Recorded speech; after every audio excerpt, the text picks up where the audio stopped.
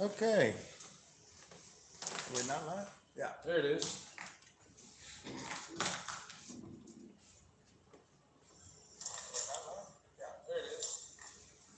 Oh, you have to turn the volume down on it so when we play back.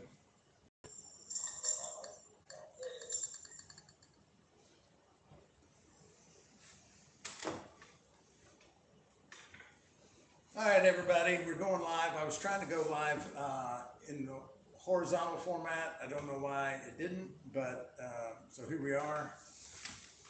And Zach is I wonder if it'll flip it here once again. Will it let you turn it now? Oh, Let's see what that does. Boom. no. That doesn't change anything, does it?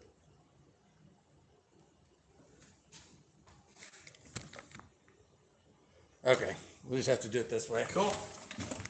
All right, let me go live on TikTok.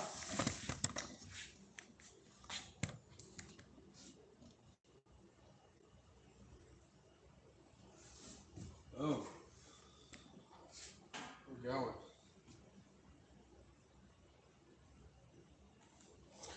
Oh, yeah, I don't know enough about it.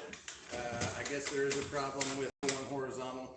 I'll see if I can figure that out. We're going to be doing these lives once a week and every Thursday, 5 p.m. I'm starting them on the Still in the Clear YouTube channel. Zach is going live on his TikTok channel. ABV guy. ABV guy on TikTok. And yeah, we got the still running behind us, doing just a straight sugar wash stripping run. How come I don't see any comments? Why is there no Pop up on the screen, wouldn't it? huh? You're thinking that they would appear right here? Is there a separate chat? That's what I'm hoping. Go on here and see if you can.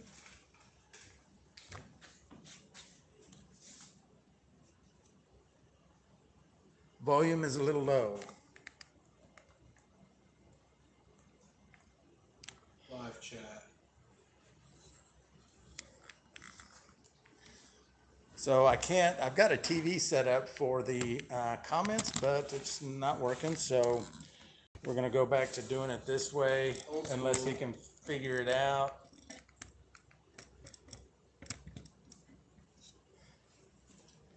Is the volume any better? That? Is that? Sounds better. Okay. There we go. That's Look. better. You're right there. Oh, okay. So now I got comments up. Cool. Well, in that case, I'm going to turn it back around. What's up? Hey, Moonshine's still back there. Don't know if you guys can see it. Check it out. A surprise live stream, yeah. Well, we did one last week, and I tried to go live on Facebook and had a lot of technical difficulty. Never could get it working right, and so since I know how to go live halfway on YouTube, I thought I'd go live on the Still in the Clear YouTube channel. And then as we start, I have another channel called the Homebrew Center, which is for the Homebrew Center. And this is the Homebrew Center. We sell supplies to distillers and winemakers, beer makers, mead makers, all of that. And once I build that channel up, I'll start going live on it. But for now, we're going live on the Still in the Clear channel. And I'm sure there's a lot of crossover from people that like to make their own shine to people that like to make their own wine and beer and things like that. So I like it all. And we've got the Mile High still back there. It's an 8-gallon still. We got the 3-inch column, and we need to turn it down. It's Started running over there. So I'm just doing a stripping run. This is a straight sugar wash, so I'm not even worried that much about the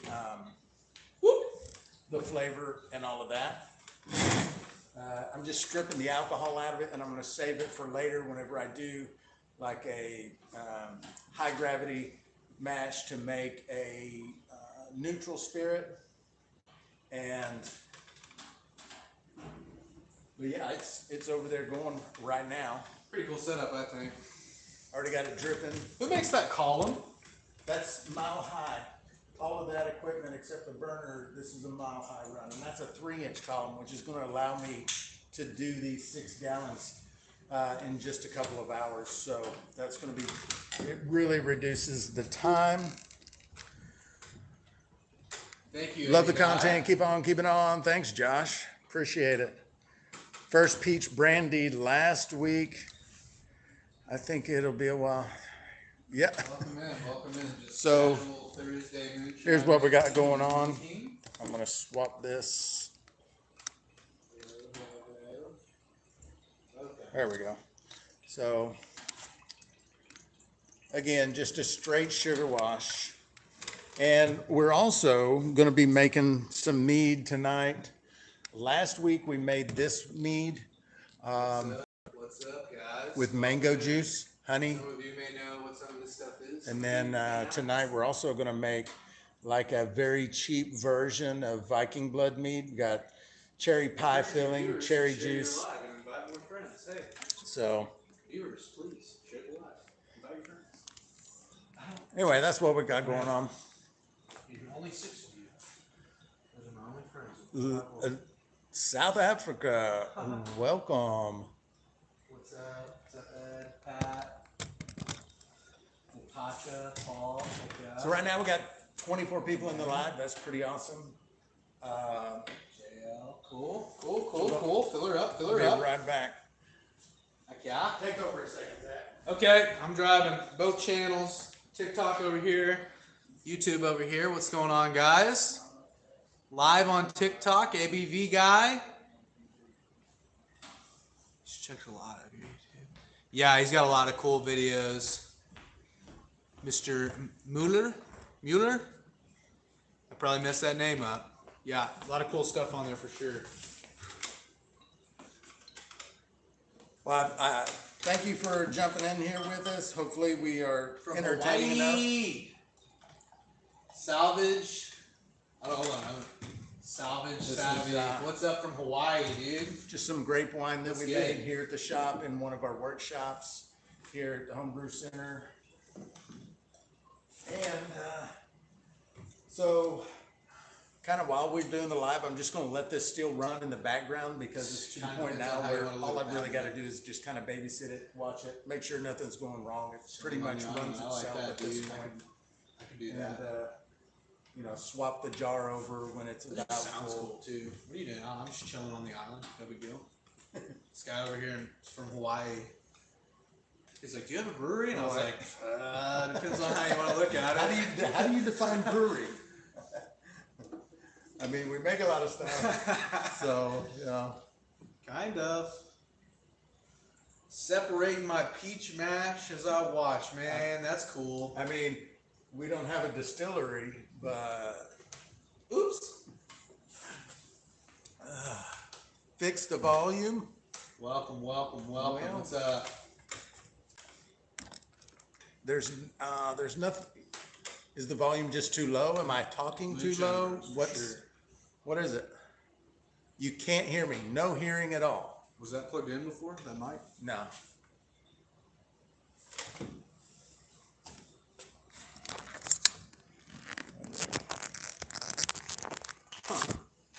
So it was working a while ago. Yeah, Moonshine Bros for sure.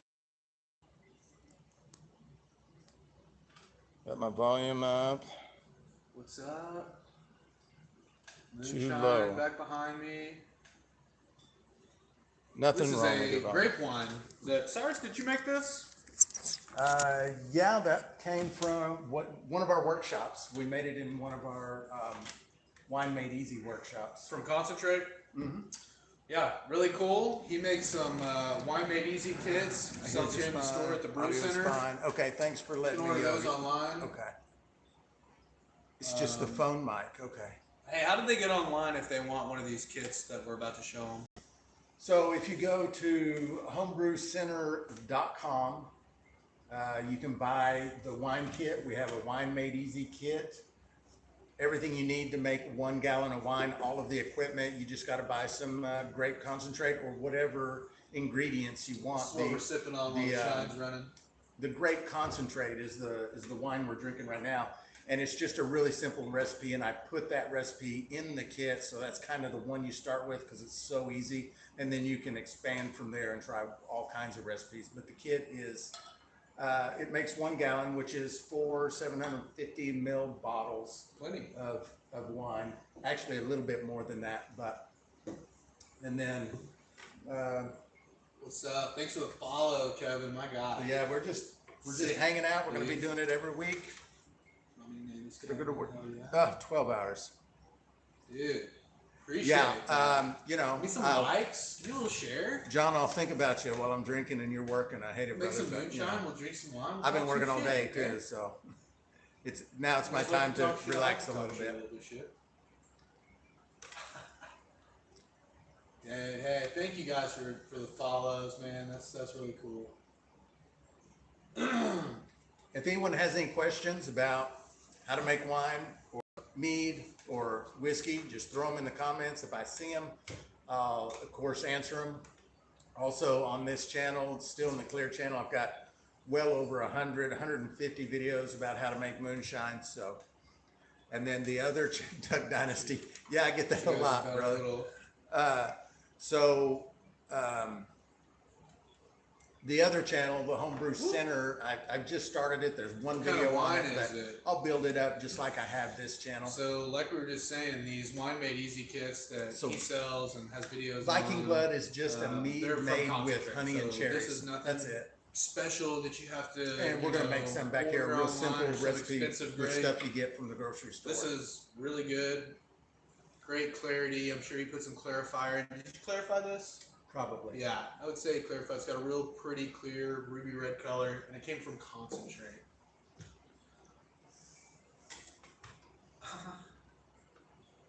Yeah. I've also got someone let Miss L hold $6 for food, which will show you one of those too here in a bit.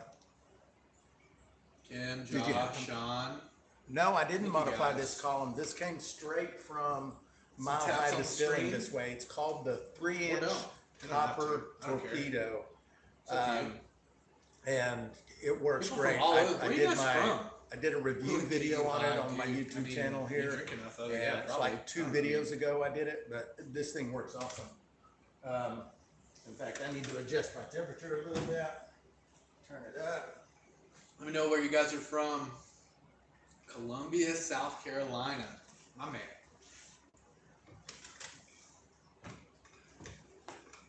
Yeah, we got a lot of cool stuff going on. We got the got some liquor distilling. Got some one of those 1 gallon mango twist meads back there that we're gonna bottle at some point. We're probably gonna get a specific gravity on it. We're just playing around.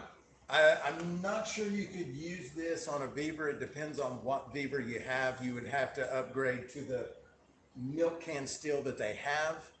You can buy these milk can stills in like 8 gallon, like this one, 13 gallon.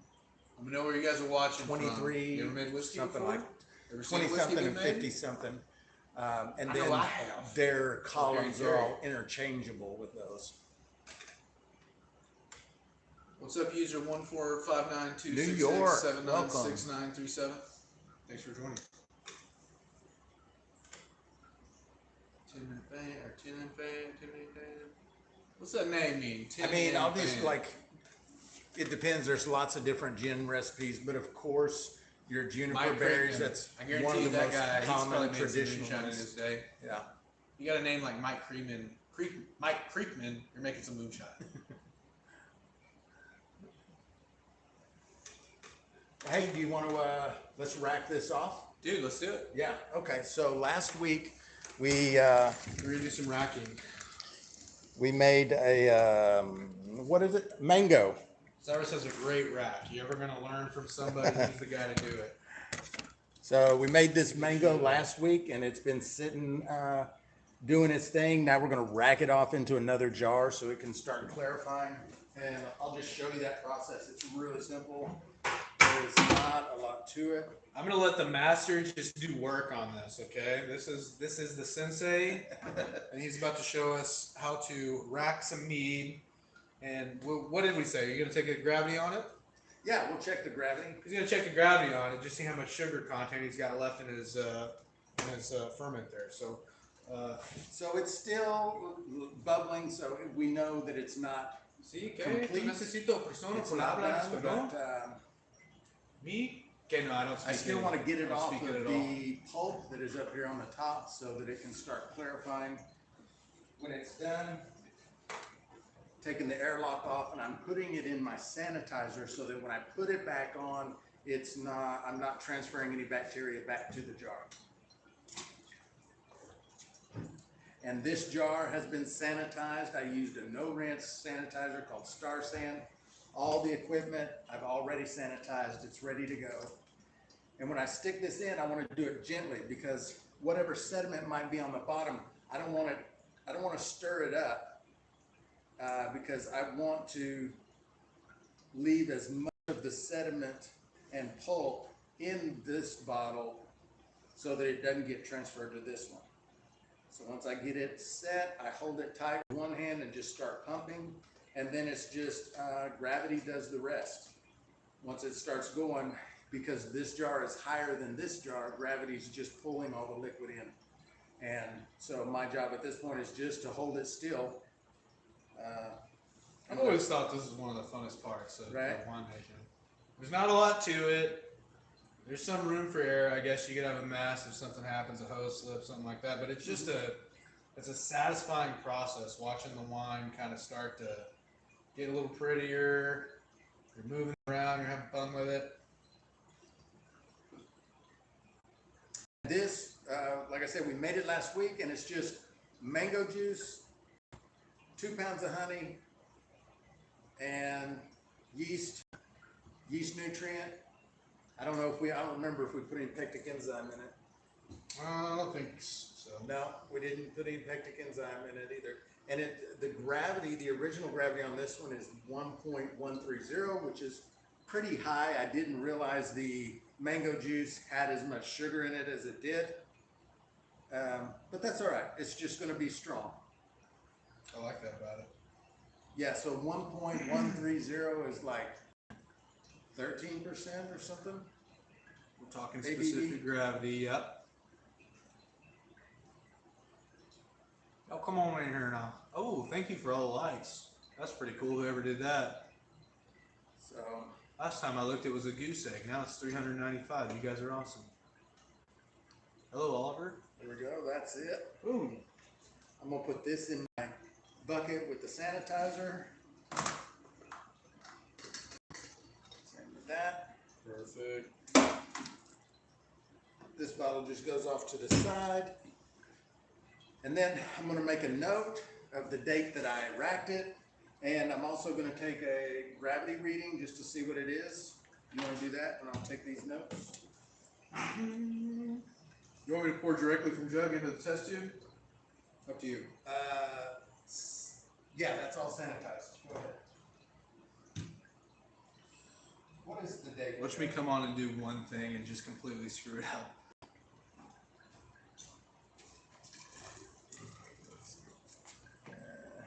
Trying to see what the date is. Oh, that's fine.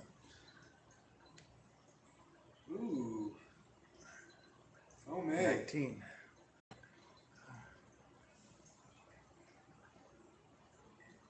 Oh, you use a 3-inch column on a beaver? That's awesome. Okay, yeah, I didn't know.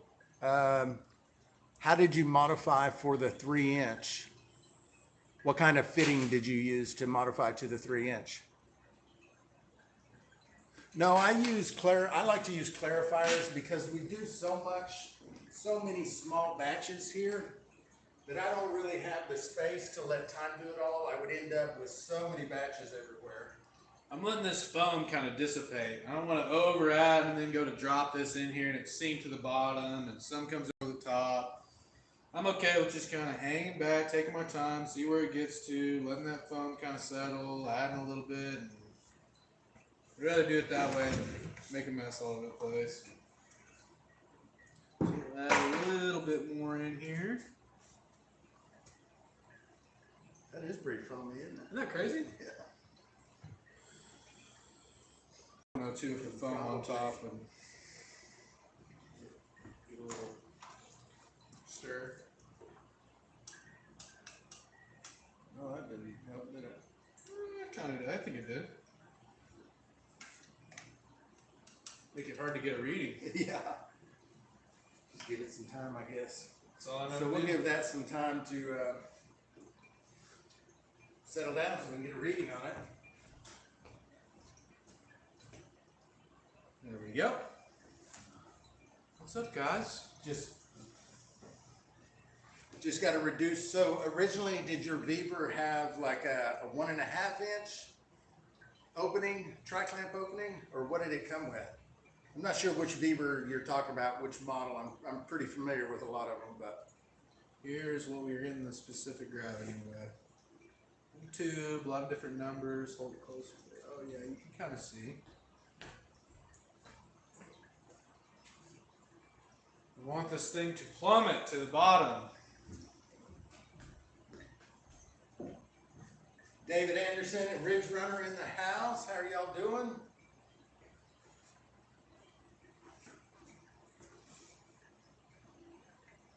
That's gonna be like 1.070.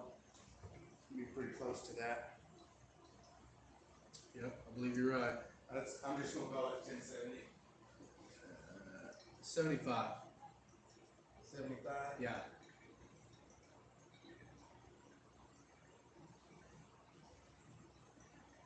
So gravity's down to 1.075.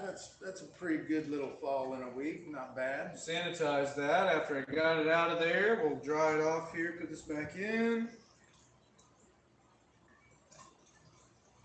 No messes, no whammies, no whammies, no whammies. Pro. And then just pulled the airlock out of the sanitizer so I'm not contaminating it. Put the little rubber band on because that one's had a hard time staying on, and that's it. Now we'll let this one sit. We'll see what it's ready to do next week. She's wrapped.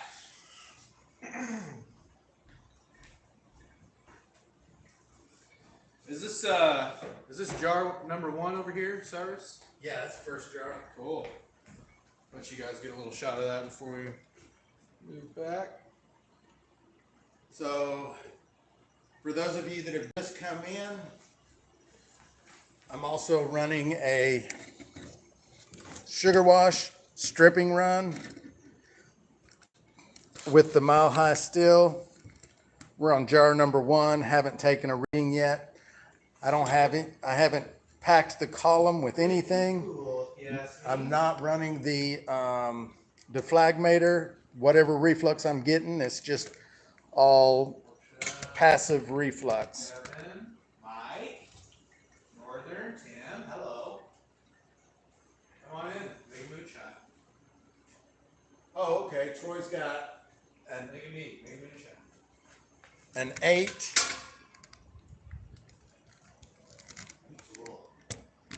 So got an 8-gallon with a 2.5. Okay, well you should be able to get an adapter to go to a 3-inch column. But the thing is, like the 2.5 is like that's your bottleneck. So if you can find a way to put a new 3-inch adapter on the lid of your Weaver and then go 3-inch to 3-inch, that would be better. And then you could use your adapter. You could get a 3 to 2.5-inch adapter to go down, because going up is, you're still bottlenecked at that 2.5, even though you have a 3-inch column. The wise whiskey maker beside me is still in the clear on YouTube. You can go check out his YouTube channel. He's live on there right now as well. A 4-gallon Corny, right? Back off. Oh, that's Richard. Hey, what's up, brother? Richard. Hey, man, I'm sorry when you sent me the message about the auto siphon, I saw it when you sent it, and I typed yes, and apparently I didn't hit the send button or something. So I apologize for that. We do have the auto siphons in stock, but anyway, 2.5 to 3. Oh yeah. Dude, see if we get. Yeah, Jason you're welcome, Ash. Troy.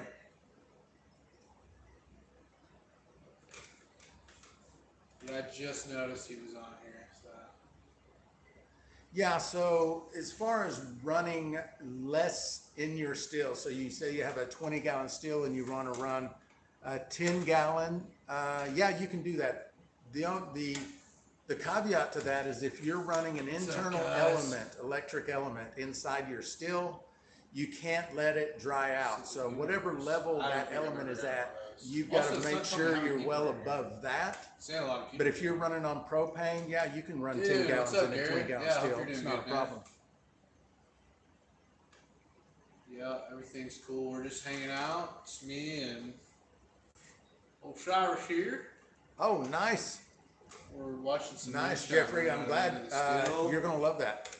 It's really good. That super simple beginner kit is really good. Not so bad.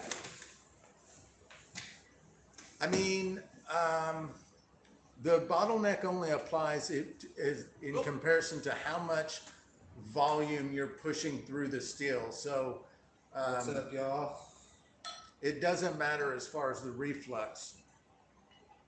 We're just talking about the amount of volume you can push through the still at one time, because one of the advantages of having a water column is reducing the run time. So that's what we were talking about. Welcome in. Personally, I like to run on propane.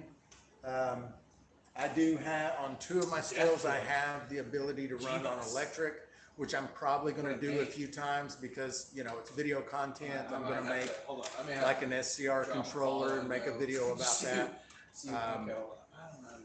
But I will be running on electric just for the folks who run electric. But I prefer propane. Thank you, Kenneth. Looks good. All right.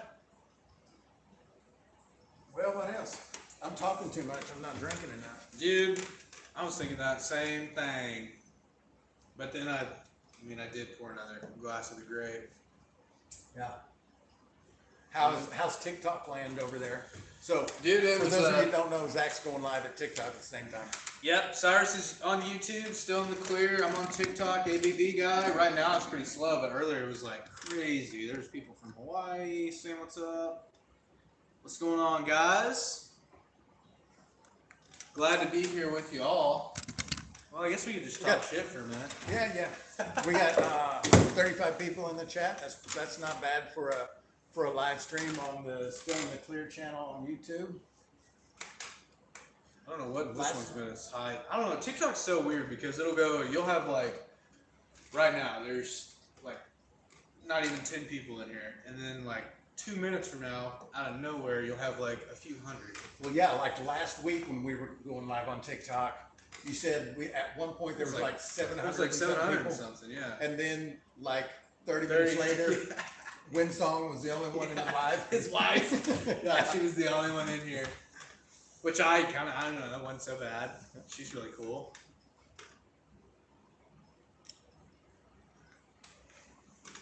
Yeah, 160 proof with a thump jar. Yeah, that shouldn't be a problem.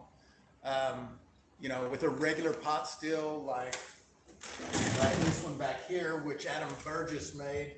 This is the 15-gallon traditional from Copper Still Co. Shout out Adam Burgess. Yeah, and so when I'm running that still, there's no thumper. I can get 140, 145 coming off the still. This still right here, if I wanted to get 190, I can get 190 off this still because of the column so fast. And the deflagmator at the top, so that I can force a reflux. Would be easy to do with that still. Tell them what that just below the deflagmator. What is that? That's called a sight glass. And so it can be used for a lot of different things, but typically what people will do, you can put a kind of like a strainer in the bottom of it, and then you can fill it with copper pieces, or you can fill it with botanicals, things like that. But what I like to use them for is when I'm running the deflagmator, it allows me to see how much reflex I'm getting, because you'll see the vapors getting knocked back down into liquid and running down the glass, so I can see just how strong the reflux is, and I can adjust it accordingly. Gives you a little visual in there, lets you know what's going on a little bit better. It's pretty cool. That's just a cool setup in general too, because, you know, like, I feel like so many times when I'm talking to guys that are just kind of getting into distilling or making beer or brewing or, you know, making wine or mead, a lot of what I'm hearing them say is like, man, I just don't have a lot of room for, you know, it's a lot of, well, I mean, you're talking about less than, you know, 6 square feet, like a small rug. If you got that amount of room, you store the stuff in your garage, sanitize it before you use it every time. Yeah, and especially if you're using electric, like even less. Yeah. And you know, you can get like a 5-gallon beaver still, and you can run that on your cooktop in the kitchen. Yeah. Yeah, so, I've seen guys running on stoves and like got a little worm set up over there. And now inevitably what happens, whether you're making moonshine or beer or wine or whatever, like you start going down the rabbit hole and you realize, I don't want to make, like, for example, the mead, I don't want to make a 1-gallon batch. I think I should get a 5-gallon carboy. Now you need a little more space. And then you end up like, oh, I need to be running more than one batch at a time. I should have 6 of them going. Yeah. And so you start out in a closet and you end up with a shine chip. You can branch out. But hey, there's worse problems to have, okay? If your moonshine, wine making, beer making operation is outgrowing where you're at, hey, that's okay. So the purpose of the column is, well, this type of column specifically, so I've got clamps, tri-clamp fittings at each joint. So first of all, it makes this very modular, so I can add in modifications easily. I can shorten the column, I can lengthen the column. So as far as this particular column and the tri-clamps, that's the purpose for making it modular. You want to switch jars out? Yeah, just grab one of those jars. I'm going to take you guys with me and give you a front row seat to switch another jar. So the purpose of a column is so that you can pack the column. So I can pack the column with copper mesh, ration rings, different things, and that will catch the vapor and grab onto water first, allowing the vapor to continue. It'll increase the proof and kind of clean things up a little bit.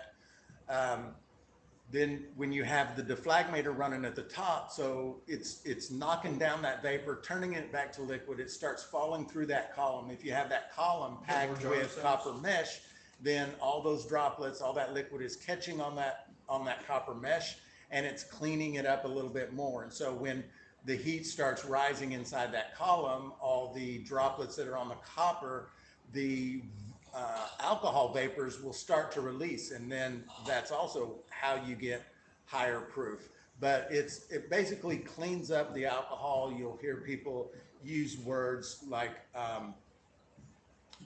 purifying or cleaning, but that's the downside to that is it's also removing flavor, because all of the flavor is in the water. So the higher the proof you make coming off the still, the less flavor you have on that distillate coming off the still. So it can be kind of a balancing act if you're trying to get high proof, but you also want flavor. And then you can also flavor after the fact, what we call post-flavored moonshine, which is, like in my case, I run the still. I make my wife, Winsong, the distillate for if she's not doing it herself, and then she flavors it after the fact and makes apple pie moonshine, peach cobbler moonshine, all of that kind of stuff.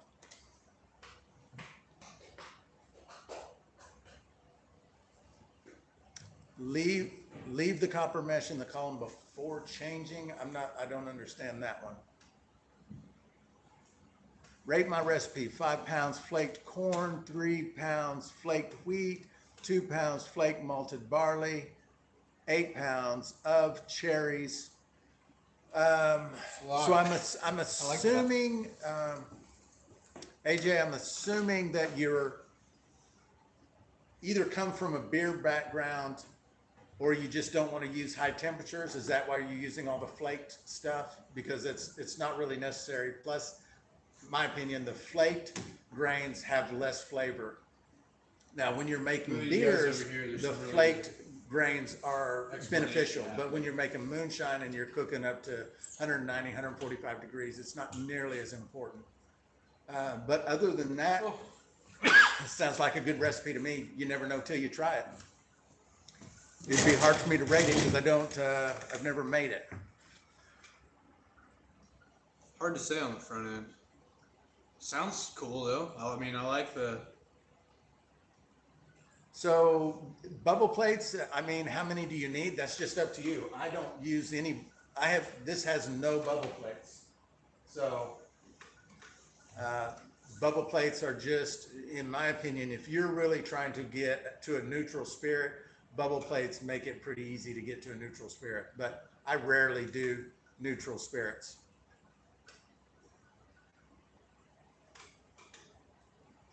Wash out your column, post-run, mesh will last forever. Yeah, you can clean the mesh over and over and over again. It does get ugly. You pull it out of the column and starts to patina. Yeah, it turns grayish, blackish, green, but you just drop it in a mason jar rolled up in some 551 solution and it's clean. No problem, TC.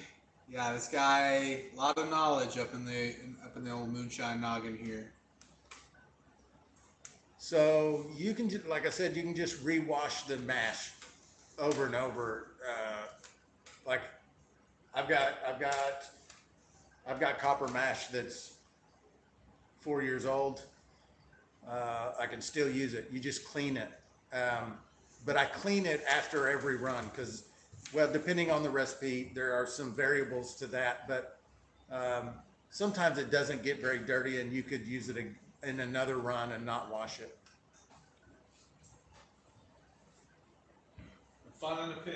I'm gonna see what that's at. Yeah, this particular run, because I'm just doing a stripping run, I don't have any packing. I don't care about any, I'm not trying to clean it up. I'm not going to be making any cuts. I'm just stripping all the alcohol out of it and save it for later. Got 41 people, 43 people in the live. Thank you very much. If you got any questions about making moonshine, or we've also got, right, I'm going to show you guys. We're going to be doing a batch of mead here in just a second, a really simple grocery store ingredients mead that I think is going to be pretty good. Never tried it, but we're going to give it a shot and see how it turns out. We're going to identify the jars. This one will be 1 and then whatever proof it is. You don't have to do that. Not even doing it? Okay. This is a stripping run. I'm not making okay. You said that earlier. You told me that. I don't even care about it. Never mind. We're not doing that. Let's do a stripping run. Yeah, I would say all grains have more flavor, but it's not by a bunch. Like you can do a sugar mash that is very good. I know there are some purists out there that like to say that sugar mashes aren't that good or whatever, but I don't agree with them. I think you can make a really good sugar mash. I've got a bourbon over there that is breakfast cereal bourbon. It's the last video I did on the YouTube channel. It is coming out amazing, like shockingly good. I'll go grab it and let you guys see it. Someone sends a galaxy. No, I'm just kidding. Yeah, this is the breakfast cereal bourbon I did last week or the week before, I can't remember. But it is looking really good and smelling really good. I've got a piece of medium toasted oak in there, and I've got a piece of medium charred oak. Big jug of moonshine you just brought over here.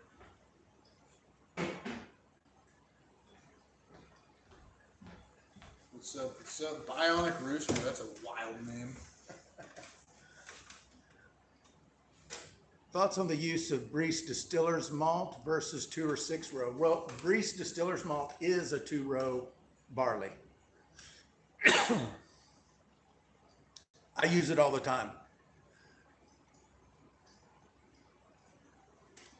Filtering is necessary for moonshine or optional. I think you should always filter, like at least with just like a charcoal filter, even if it's just a countertop Brita filter. Once you've done everything you're going to do to it, filter it through there. It does clean it up a little bit. I do not do a stripping run every time. In fact, most of the time, I do not do a stripping run.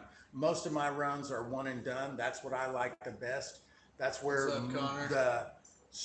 I like the bolder, stronger flavors, whereas some people like the lighter, cleaner whiskeys, which you don't like. You don't really get that when you're doing a single run.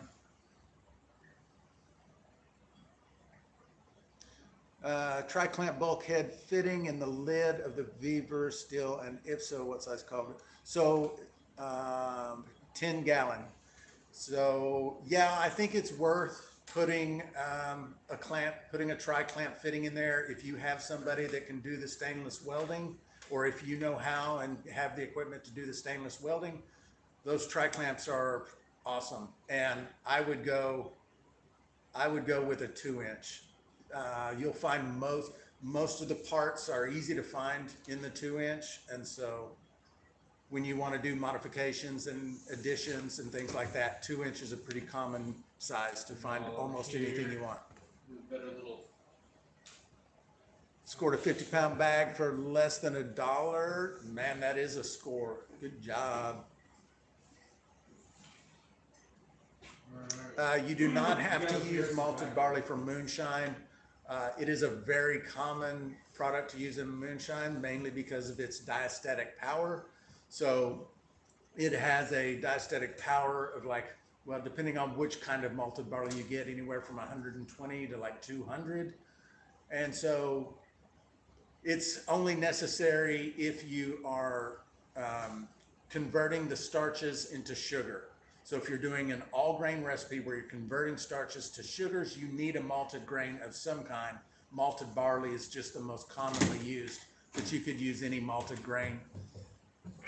And there's a formula to figure out if you have enough diastatic power to convert all the starches in your recipes. I have videos about that on the channel if you want to learn how to do that. All right. Dude, what a run, man. Good job. I'm gonna speed this up a little bit, see if I can see how fast I can go. Since it's just a sugar wash, Yeah. if I screw it up, I'm not like my feelings aren't gonna be hurt. I feel like it's gonna be pretty hard to. I mean, it's not also not like you're. When he's saying he's gonna crank it up, he's turning it up like. So I'm experimenting to see just how fast I can run this still before I make cloudy shine or before I puke it, and I just want to see how fast I can run it because, like I said earlier, it's just a sugar shine. I'm not terribly concerned about the flavor and all of that. I'm just stripping all the alcohol out of it that I can add to another run down the road somewhere.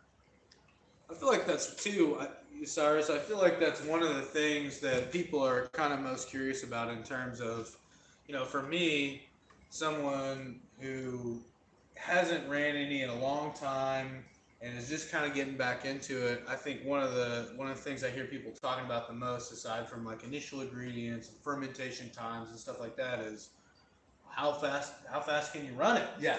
And this setup, tooting their horn a little bit, but this column, he can run so fast. I mean, you think it's significantly decreased your run time, right? For sure. Yeah. So I have a 2-inch column for this still also. And when I run that 2-inch column, when I run 6.5 gallons through that 2-inch column, it can take me like 6-7 hours. When I run it with this 3-inch column, when I ran it the other day, it was 2 hours, 45 minutes. So a significant reduction in run time. Got a shotgun sight glass above or below question there. So the sight glass, for the way that sight glasses can be used in a number of different ways. For the way that I use the sight glass, I want to see the reflux. And so, like, for what I'm doing right now, I don't even need the sight glass. It was just on the column when I set everything up, and I'm not worried about it. But so I put my sight glass below my deflagmator because that allows me to see how much reflux I have going on inside the column, because I will see the the distillate, the vapor gets What's up, big dog? condensed back down into liquid, and it will run down that glass, and I can see just how much reflux I have going on, whether I've got to, whether I want to turn it down a little bit or turn it up a little bit to control the reflux. This is a private club, Thursday through Saturday, 6 to whenever. If you're making any kind of like wine, mead, distilling any liquors, making beer at home, you can come here. Yeah, store I your am going stuff. to do a thumper. It's actually I'm pretty waiting. cool. I'm going to get another still from Copper Still Co. I'm going to have him make me one, and I'm going to get a thumper with an infuser.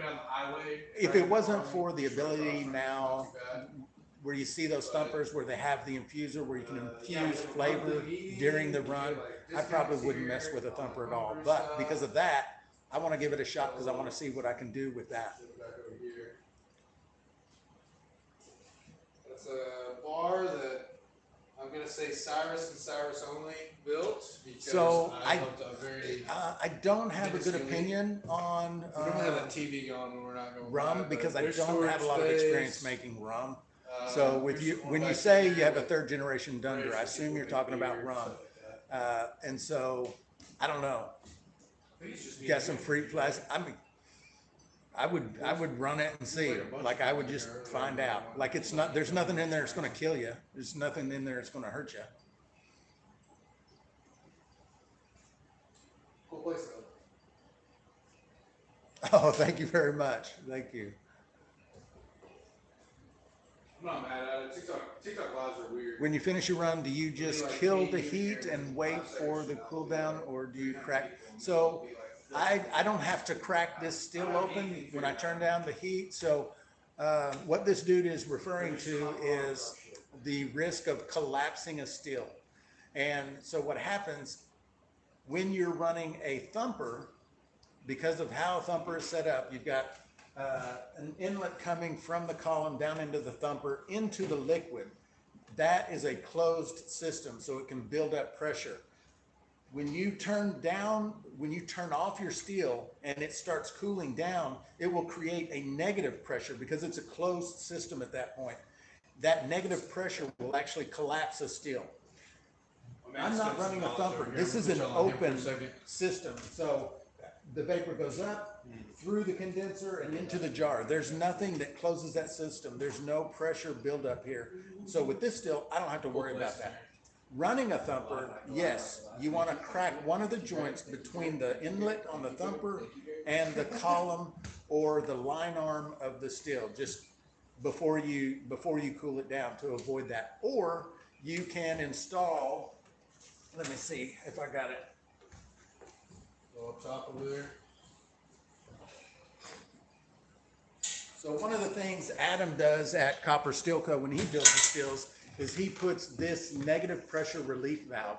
So A little safety. if you have a negative pressure relief valve, you don't have to worry about cracking a line or anything like that to keep your still from collapsing.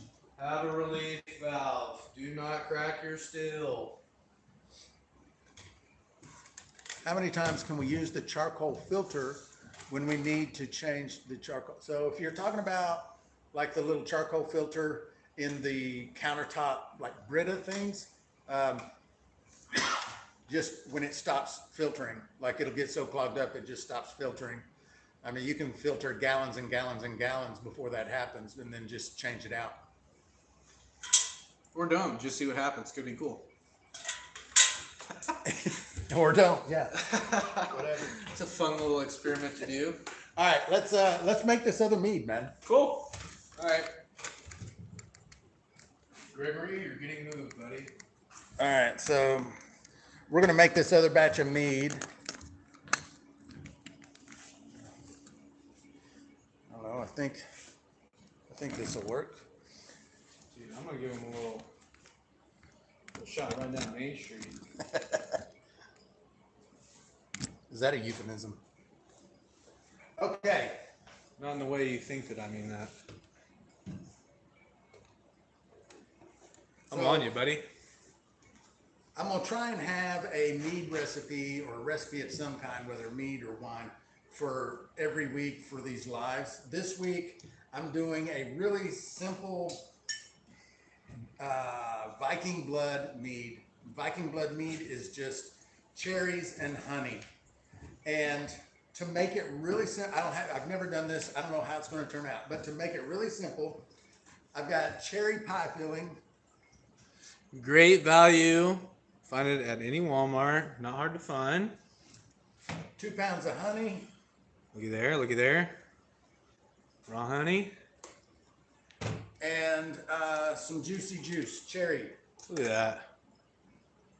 Tell them what you look for on the back of these labels. So on the back of the labels for the ingredients, you just want to try and look for any of the words that have the ites or eights at the end. So metabisulfite, Ites or metabisulfates, eights. those are preservatives that will give your yeast a hard time. It doesn't mean you won't be able to ferment it. It just means the yeast is going to struggle. And sometimes it may mean that the yeast are not going to do anything. They I need die. a trash can. Trash can coming up. So all this equipment, again, I already sanitized it earlier. So thank you, brother. Trash can, boss. And I'm using this wide mouth 1 gallon fermenter so that I typically use these kind with the small neck, but I don't want to screw with this. Pie filling is really thick and I don't want to have to fight it, getting it in that smaller hole. So this is what I'm doing. That worked out well. Yeah. And I'm doing things a little bit different than I normally would. At this point, I would put some of that juice in and then the honey, and I would shake it up. But I just want to get a visual.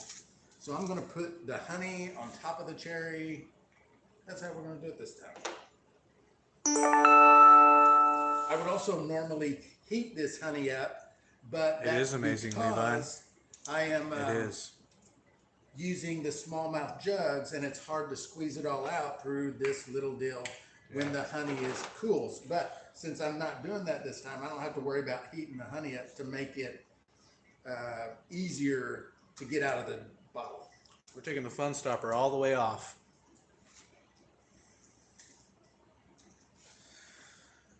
$2K likes. I think half of them are for Greg. I love that. Thank you. Thank you, brother. Wow. I feel like that's going to look really cool. Right. It's gonna be sick. Man, I don't know how well it's coming through on camera here. Whenever he gets down here, I'll lift it up and let you guys get a really good look at it. It just looks really cool, like old school lava lamp type vibes here. Look at that. What the heck?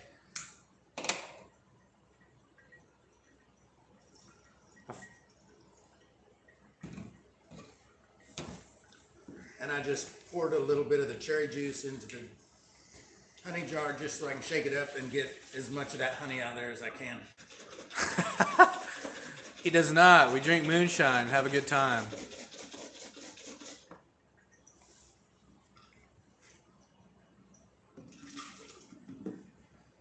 All right. Nice. Now I'm going to pour about half of this juice in here. And then I've just got to shake the crap out of it.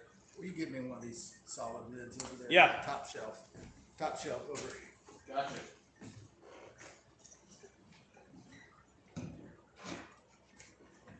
And I'm sorry if you're asking questions right now. I can't even read the screen from where you are. So.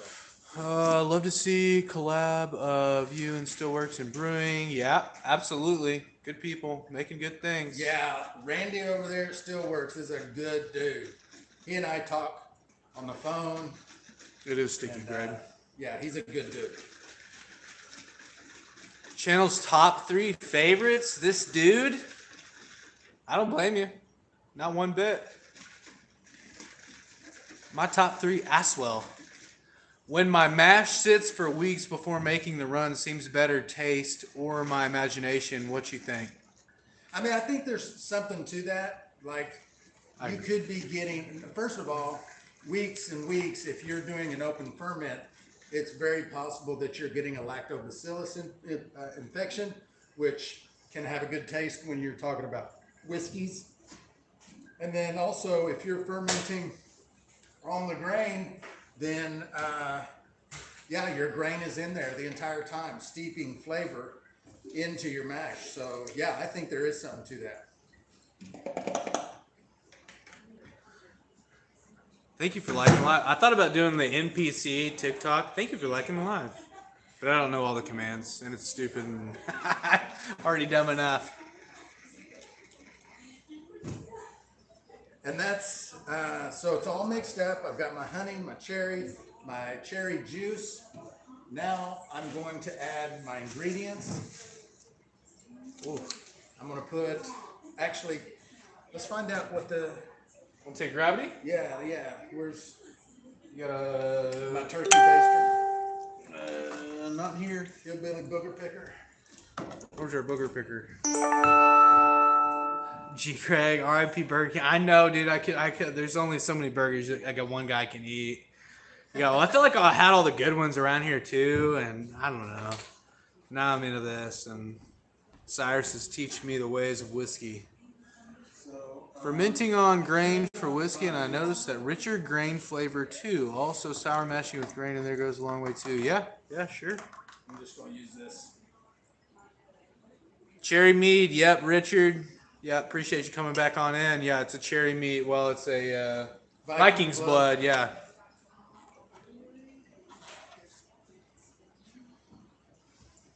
I couldn't find my turkey baster. I think it's. You want me here? You want this? I'm gonna take your Oh yeah. That'll be a lot easier. What? Oh, part of it back in there. It's like, damn.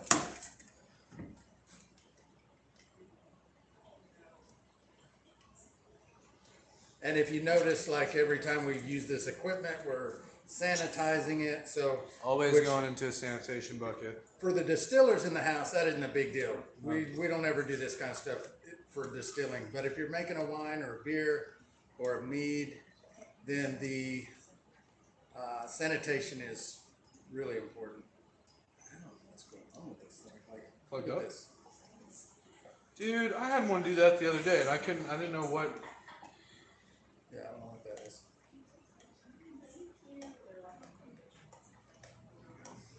Okay. I imagine we're gonna float up pretty high.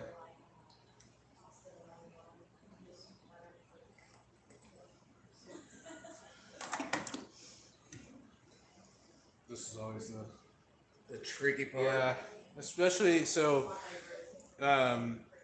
This one is for a 1 gallon run specifically. It's like perfect size for one of these jugs. The bigger ones that are for like the 5 gallon carboys, 6 gallon, 7 gallon carboys, they hold a lot more in there, and sometimes they can be a little wow. 1140. Dude, it's maxed out. I don't know. 1140 and some change, like maybe like 1142s. So we'll call it 1.142 for an original gravity. So very sweet. Wow. If we finish it out all the way to 1.00, that means we could have 18% alcohol. So It's Viking's blood. So It needs to be strong. pretty strong stuff. That's crazy though. I guess it's that gelatin. All that pie filling. Maybe? Yeah, You think? so- Or That it also may be unfermentable. So we use the pie filling. So we know we've got a lot of like gelatin and pectin that's true, inside yeah. there. So one of the ingredients I'm going to add is a pectin enzyme so that we can break down as much of that as we can. And it calls for, oh shit. so we're overflowing. You ready? My still hand is slacking. Dude, I was freaking look at this. So 1 teaspoon per gallon. What an idiot. What a dumb loser I am. Look at this. You guys ready for this? Loser. Distillate running over the edge of the jar. Golly. Probably for like This a is little bit too. This is probably why people don't make moonshine, drink, make mead, all at the same time. Oh, you know what? I'm also going to put some yeast nutrient in there. That's a very high gravity, so the yeast is going to need some help. Quarter teaspoon, or a quarter tablespoon, quarter teaspoon. Measure with my heart. Got one job over here. Switch out jars. As Prohibition says. And a yeast. I was going to use a D47, but we can't do that because D47 only has an alcohol tolerance of 14. So you want to grab one of those EC1118s? Yeah. EC1118 has an alcohol tolerance of 18%. So we might be able to ferment all the sugar in this batch. How do you pronounce this? Lavlin? Lavlin? I pronounce it Lavlin. I don't know. EC1118. EC1118 as we call it.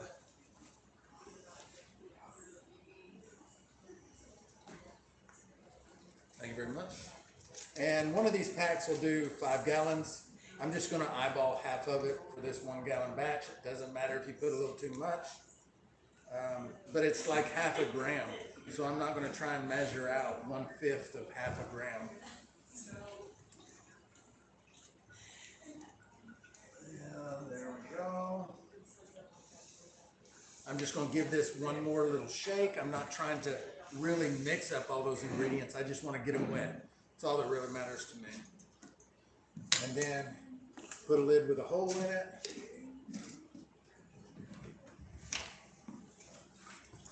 Add an airlock. What's up? You're right. Black and white. Love that. Oh, okay. And I just used my sanitizer water for the airlock too.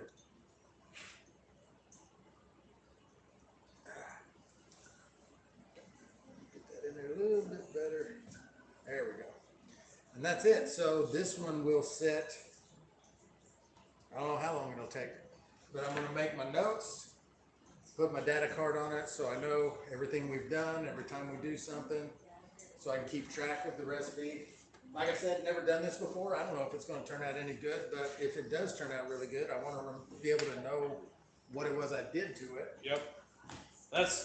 I mean, for me, exactly what he's talking about here, that's one of the worst, right? Like, you've got like something that turned out really good and you just kind of eyeballed the sugar and didn't know exactly what was what, and it makes it really hard to recreate. It's like small differences in some of the stuff he's doing, make a big difference in the end result. So, stuff like this yeast nutrient, this pectic enzyme, I'll let you guys get a look at that real quick.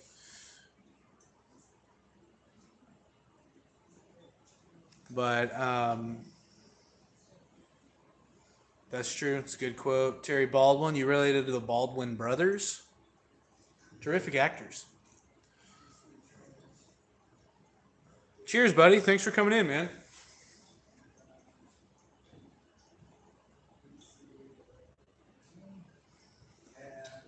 Starting gravity 1.14. Oh, 2. 1.42. And today's the 19th. Today is the 19th. Happy September 19th, everyone. So there's the notes for the recipe. Short, sweet, to the point. I'll just hook it right there. Set it over here with all the others. You want to keep this honey container or not? Nah.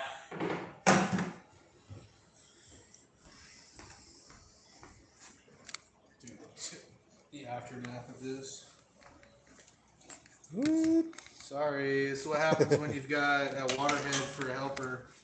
A waterhead.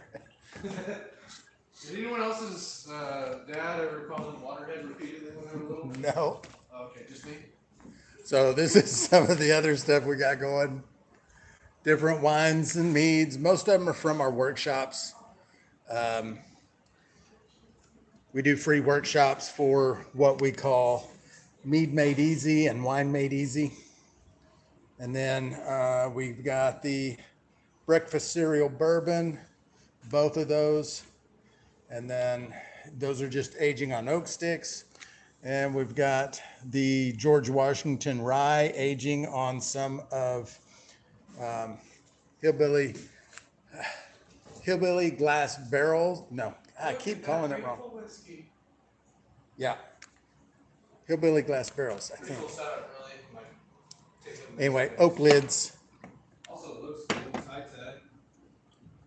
Looking really good so far. So anyway, that's what. Hey, Randy's in the chat. What's up? Pretty neat. I'm gonna go back. Good to see you, Randy. You want to talk shit for a minute? Yeah. All right. I mean, I don't know if I can compete with you, but I'll give it a shot. You can. Now, Q&A time. What time is it? Time for wine. Ooh. Do it. Oh, Production 6:05. just let us know it's 6:05.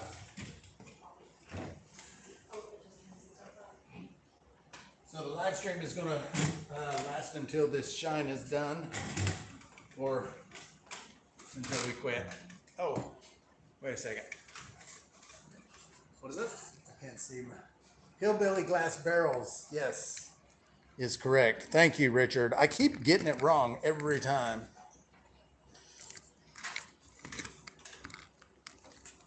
Hillbilly, what's that? Hillbilly glass barrels? That's the guy that makes those oak lids. Oh! Yeah. Dude, those are pretty slick, really. Right.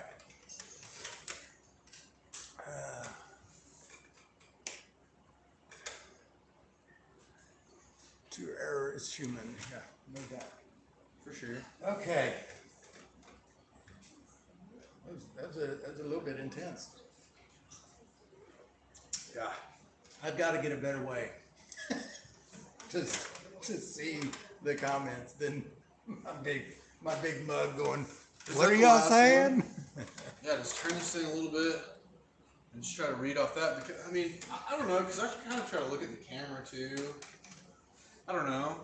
In the chat, let us know. Are you video pros? Are you head of a production team? Can you help? We need boots on ground. I don't know. We need volunteers to help with production. Where's Joe? Dude, freaking just have someone to be like, where's this guy at? You know? Yeah, So right. anything goes wrong, just blame it on some random guy. Use a tablet or another phone.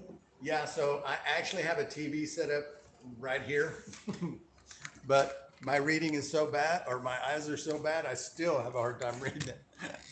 But we'll figure it out. We'll figure it out. Like us on the side. 24 people in the chat. Thank you very much.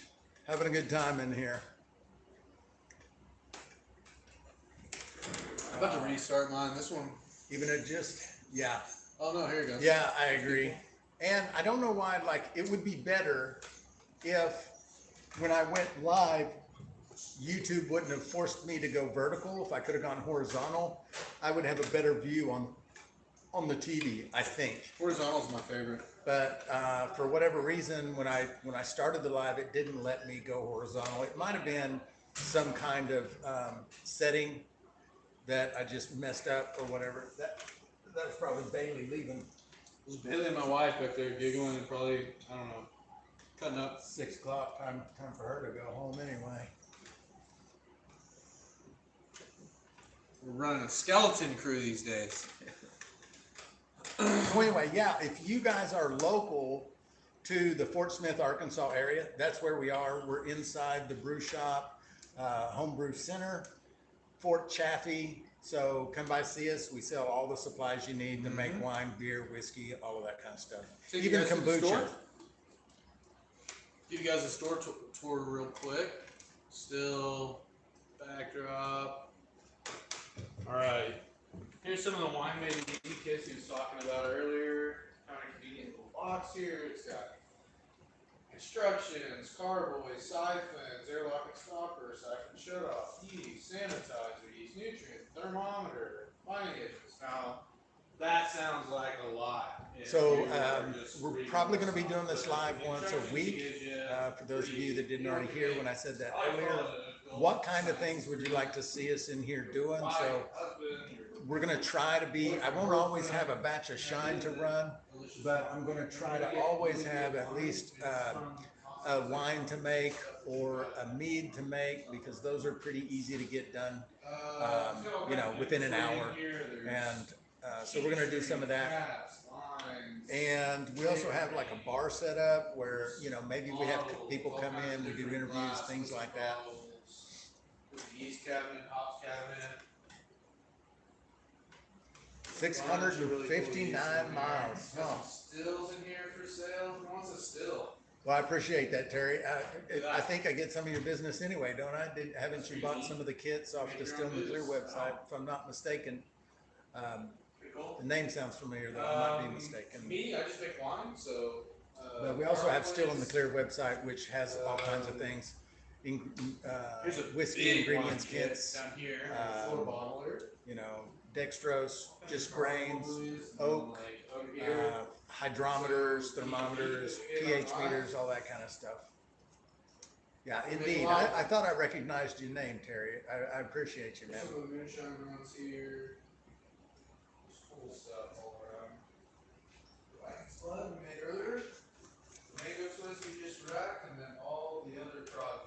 Yeah, once a week live. And, you know, I started another channel for the Homebrew Center for the shop, and right now it only has one video on it, or I think it might have one video and a couple of shorts. For the ABB But Society. as I build that channel up, I'll probably be doing the lives on that channel instead of this Thursday, channel. Friday, But for now, Saturday, since I don't even have an audience over there, I'm doing it on the Still in the Clear Store channel. your homemade products, enjoy other So yeah, homemade products. that would be great if you would go over to the Homebrew Center channel on YouTube Also, it's only $20 and a subscribe. month. That'd be awesome. That'd help $20 me a out. month.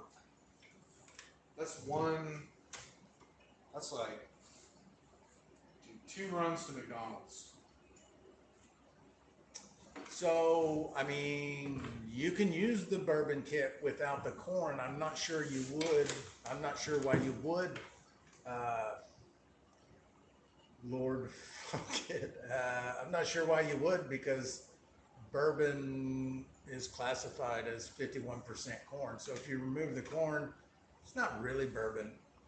Dude, Ray. Yeah, I was thinking that the other day. I've got a big run of some apple, kind of like apple cider holiday wine I'm making right now to give out, but I was same sentiment. The apple did sound good to me as well. Is there a link to your other channel? What's your other channel? Tell them to go over there. Give it a follow real quick.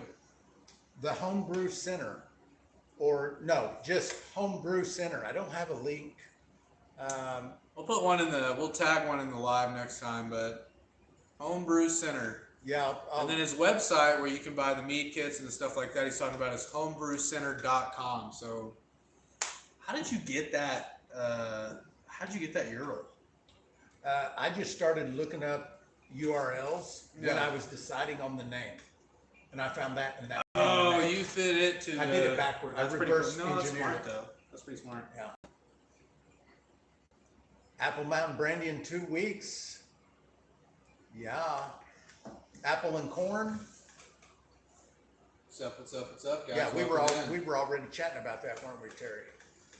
Pay Asking about attention, the guys. I apple feel like and I've been corn, I think. neglecting you. There we go. Get a nice little backdrop of the still Yeah, right that's there. right. Check the okay. Yeah, I'm sure I that's just gonna looked turn at the out jar for the first time. Yeah. 10 minutes. You know, we could even put like a gallon jug under it so that we don't even, because I'm not making any cuts. That's jar number 3. So I don't know. Cyrus can tell you better how much he expects to get. Cyrus, are you going to be able to notice the tails is good on this? I don't even care. Oh, okay. Yes, when you get down in the tails, you will be able to tell. Yeah. But I'm just stripping all the alcohol out. So are you just Heads, gonna tails, rerun all everything. this later at some point? Yeah, so I'm just gonna save all of this run, put it up on a shelf. Later on down the road, when I'm doing a high gravity neutral spirit, like 185, 190 proof, then I'll add this in with the run. Because at 185 proof, there's no flavor anyway. You're right. So it doesn't even matter. Okay. And then on that run, I'll make cuts and I'll do all that. So this is just purely for the alcohol. This, yeah. That is like, hence the name stripping run. We're just stripping all the alcohol out. Pretty cool. Jars are stacking up back there. This stuff's running out of this 4-inch column pretty fast. Pretty cool to watch work, really. He's got it dialed up, like, I mean, but he doesn't, I mean, he's not running very hot. Like, if you, I'll try to show you this flame down here that's below the pot. So, I'm not, see that. See how that's just like barely not quite into the tails yet. small little blue flame down there. I mean, I can imagine that he's using very much propane at all. It runs off a 5-gallon. His top end up here, And it's also that burner, that banjo burner. not 200. Like if you run propane and you haven't been running with a banjo Maybe burner, like 206 it'll down change here. your life. It's so much better. Pretty cool, really. Yeah, oats are a great Milk jug grain. jug I on love the bottom, flavor of 4-inch oats. copper up top. One of my bourbon kits is made with oats too, because I just love the flavor. It's a very soft flavor and I dig it. Bo Exotic is in the live. Hey, Bo Exotic, could you please like and share the live? Thank you. Strip it down and make some rum. I just might do that. I don't have a single rum video on the channel, so maybe I should do that. All right. Go back over here. Oh, dude, really?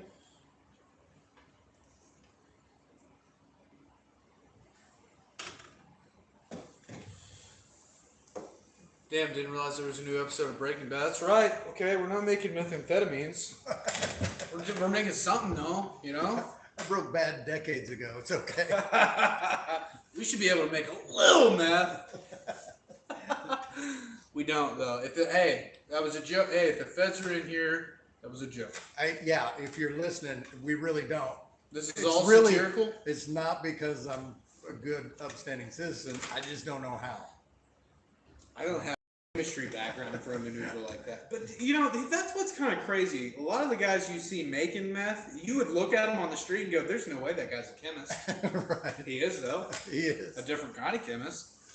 No, that was made with just straight table sugar because it was originally going to be a sacrificial run that I didn't end up needing. I had 7 gallons for a sacrificial run, and then so now what am I going to do with it? I'm not going to throw it out.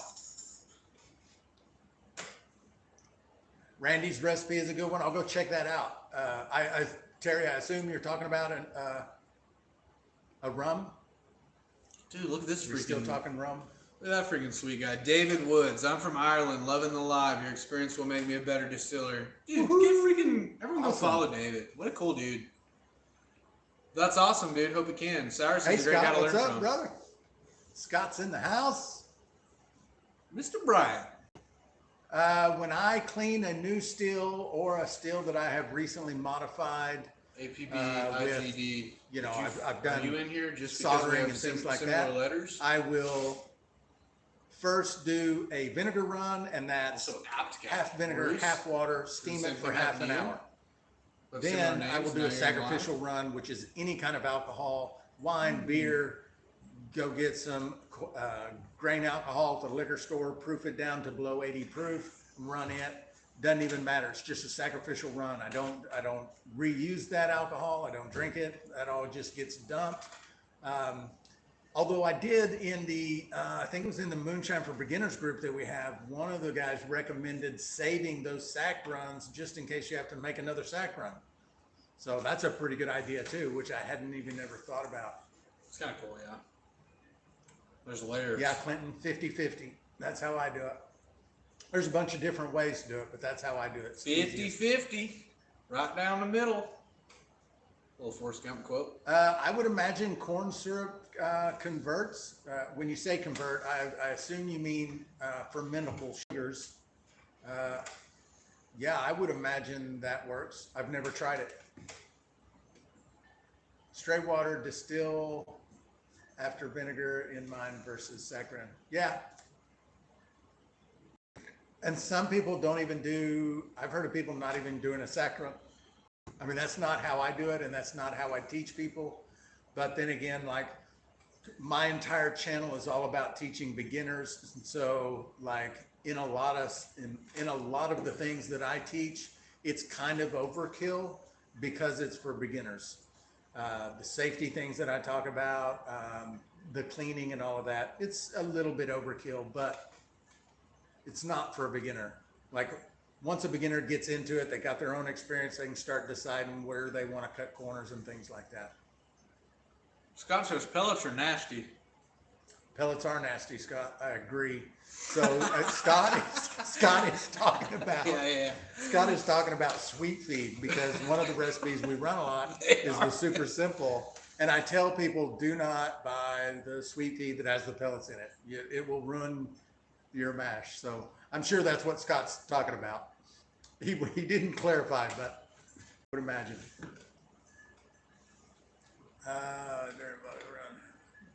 Flavor in a vodka run.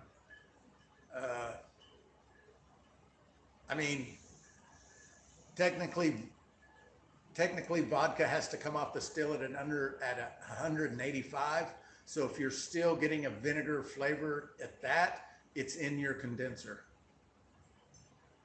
See, can you Google that? Could you get that a Google? Probably not. That was like a level 10,000. Was it? Yeah, I mean, that's, now we are really talking about fine tuning some things here. I love it.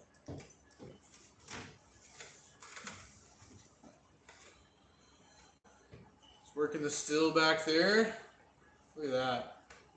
So I've kind of reached my max about how fast I can push it. See how it's starting to spit out?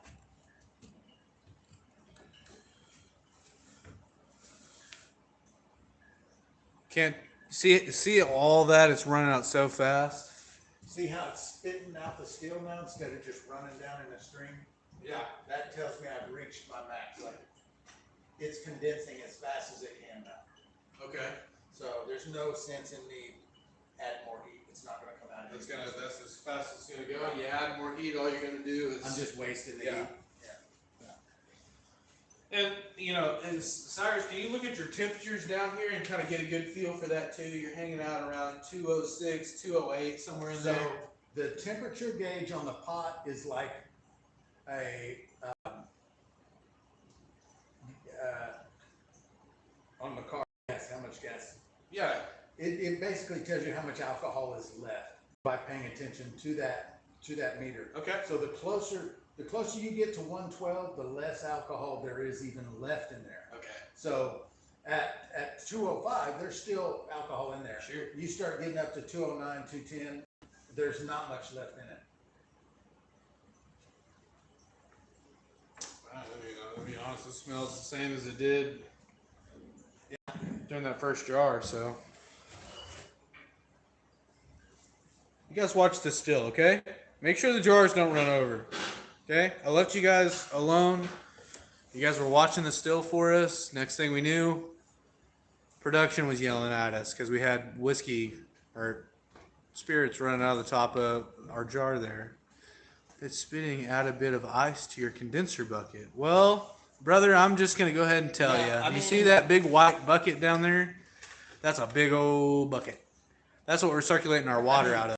If I made that really cold, you're right. I could knock that down a little bit. I don't cool my reservoir anymore because the cost of all the ice to keep it cool versus what I actually gain is not that much to me. So I will on a long run. I have a valve on the bottom. I'll hook a hose up to. I'll drain it out the back as I'm filling it with cold water from the sink. That's really all I do anymore. I don't use ice anymore. It's just, to me, it's not worth it. I don't, the juice isn't worth the squeeze. So this is the homebrew center. We make so much stuff for home distilling, brewing, and making wine. Walmart ice packs. I mean, that's not a bad idea. I mean, not a bad idea. Of course, yeah, if I had a bunch of them, that could work. Shane is in the house with Broken Tool Garage. What's up, brother? If there's any gearheads in the house, Broken Tool Garage, he has a lot of videos about projects that he runs on his vehicles. Now we have switched over to the blueberry pineapple mead. It's a few months old. ABV of 1075 for. I'm gonna push on my people. You're still in the clear, right? Yeah. All right, hey guys, I'm cutting this one live. I'm cutting this live. Oh my god, my camera fell over. I'm cutting this live short. Run over to Still in the Clear. That's we're 6 gonna be to live 8 on there for a work little on a bit longer. 10-hour low and Still in the slow. Clear. It's on YouTube. Okay, nice. See you guys over there. 4 5-gallon milk jugs of ice. I have, I've thought about that too, and I actually have access to a deep freeze now, so I might go back to doing that, because that would be really easy. Just freezing some 1-gallon jugs, dropping them in there, and drop it and forget it. 694 peak. Nice. So Zach had 694 people in the live stream in his peak over on TikTok. We sit all over here, so hope to see you guys joining in if you're coming over from my talk account. I have never used, now when you say gelatin, are you talking about the, hold on. David, explain that one a little bit.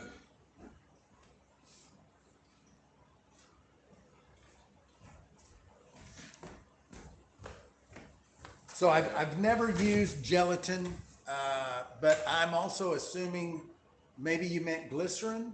I have used glycerin as a finishing product for whiskey, but I've also found that with the right mash bill and correctly running your stills, you don't really need it. Jim Coffey made a chiller with an old AC unit. Oh yeah, I've seen that done, Jim. It's pretty cool. Who did I see do that? I think it might have been George over at Barley and Hops. I think he made one with an old window unit. That's awesome. Yeah, no creek running through Fort Chaffee here for me to use. We wish there was. We tend to agree with you, but you got to make do with where you're at. Oh, this is really good. Is it? I haven't even Yeah. tried it. Let's take a look. What do we got here? Blueberry pineapple mead. Look at this. He's got awesome little labels on here. Shows ABV. Show the date he bottled it. Marked it as sweet. Get an honest reaction here.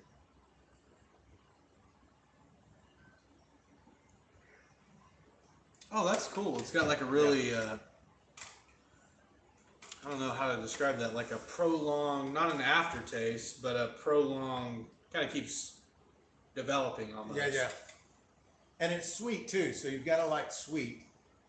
Bailey made that one with dehydrated fruit. So that's dehydrated blueberries, dehydrated Man, there's pineapple.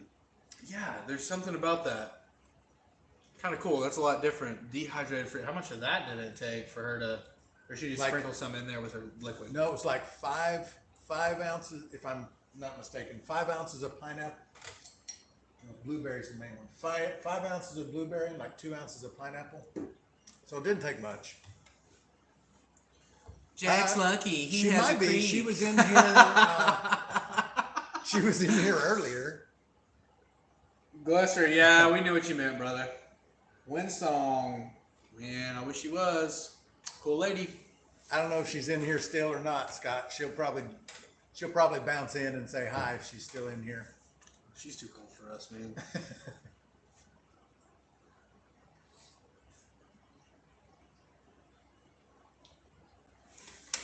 Ask questions, talk shit, have a good time.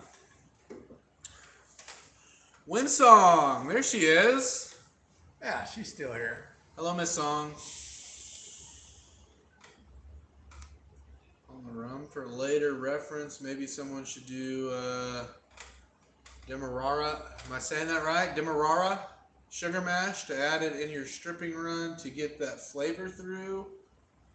Yeah, that's not a bad idea, Richard. Does cooler water actually improve end product?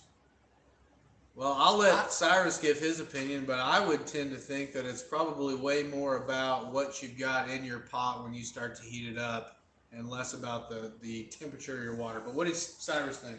So that is a debatable topic. People will debate about the temperature of the condenser water. I don't notice that much of a difference myself.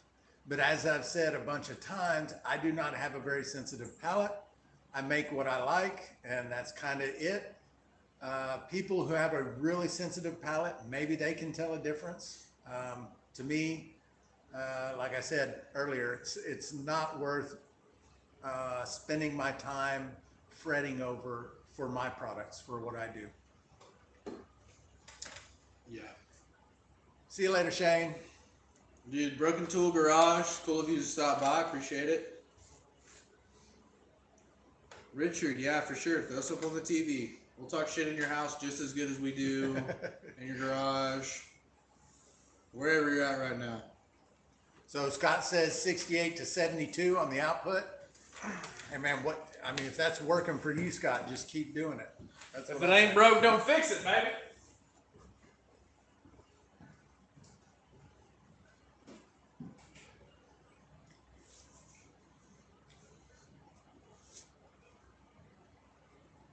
And we got 26 people in the live right now.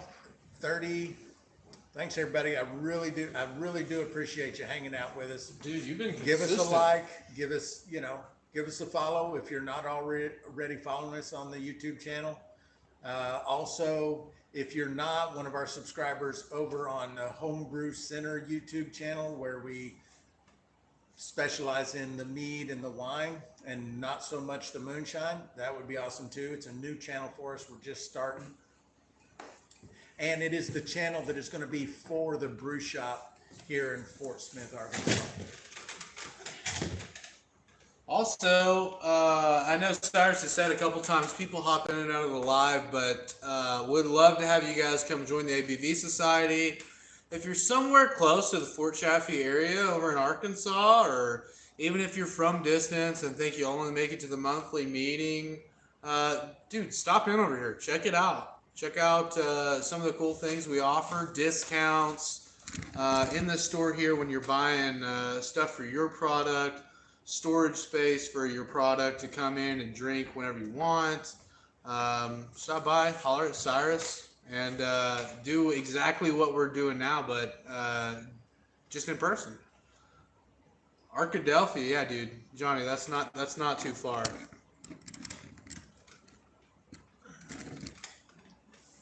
Kentucky, Kevin, dude. Yep. I don't know if we can get us both in here or not. Can we? There we go. Get a little cozy Get it here. tight. Also in Kentucky, Detroit. Man, you guys are all over the place. I love that. Yeah. Yeah, but the ABV Society, it's a lot of fun. We actually had our first meeting last month. We had about 16 people show up. Everybody brought some of their own product. We're tasting each other's stuff, talking about recipes. How'd you do this? How'd you do that? We built the bar here and space for people to store their product up here so they can just come up here, share with buddies just anytime we're open. And then there are some after hours, Thursday, Friday, Saturday, where the members can come in and it's closed to everybody else. And you just hang out in here, up here at the private bar, basically. Yeah. We got a big screen TV on the wall. We'll probably do some game nights or some fight nights, things like that. Spin you guys around real quick. Let you look at it here. Here's the bar. Handcrafted by None other than Still in the Clear himself. TV. Got some storage space back here. Some cold storage for you guys that are making beer. Some wine racks, some whiskey racks, whatever you're making. You got room for it. Bring it in.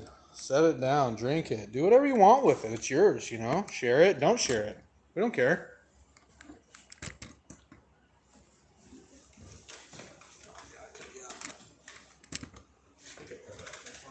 Yeah.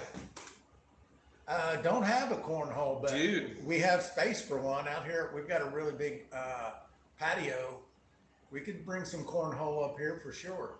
Dude. I don't care. Bring one over here that says Jack Longberry on each side. We'll store it for you. Yeah.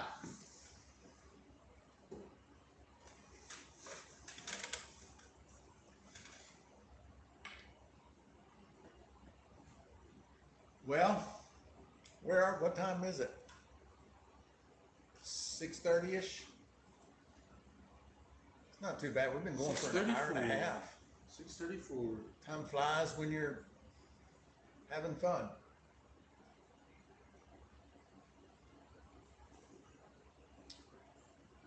And then next week I'll have another recipe either for wine or mead, and both of these recipes we did today, we'll see how they're progressing until they end up, we finally bottle them. And yeah, so each week I'm going to try and have a new recipe for us. Just opened a fresh jar of raspberry. Cheers, everyone. Yeah. Woo-hoo. Cheers. Cheers, brother. Cheers, brother. Join in, drink, be merry. So do you know where the tradition of toasting comes from? That TV show. What TV show? Cheers. Yeah. You know the guy Norm? Right, Norm. He was good. Right. No, I don't. Wait, where you go? So the Celts were very fond of poisoning their enemies. Oh shit. Right? And so the very suspicious people, when they would be given a drink, they would cheers. Spill some of theirs into they would mix the drinks, and if the other person drank, then it was safe. And if they didn't, they knew not to drink it themselves. Blue Spruce Gin. Nailed it. That's awesome. That is awesome, Clinton. That is one of the most exciting parts about this hobby. When you nail something down and you give some away and people can't stop talking about how awesome it is, like that's a pretty fun feeling, you know? Yeah, it's pretty cool. Stovetop still, how do you regulate temp, or what's the best way to regulate? So Brent's talking about on a homemade still, on a stovetop still rather, how does he regulate his temp? With your stove. Yeah. It's the only way to do it. Now, if your stovetop still has a thumper, the thumper itself will do a lot of the regulation. So you can have fluctuations in your pot and it gets regulated in the thumper, which was the original purpose for the thumper back in the day. They didn't back in the day, the thumper was not for infusing flavors and upping the proof. It was to regulate the temperature because they were using wood. You know what I mean? Like that's a lot harder to regulate temperature.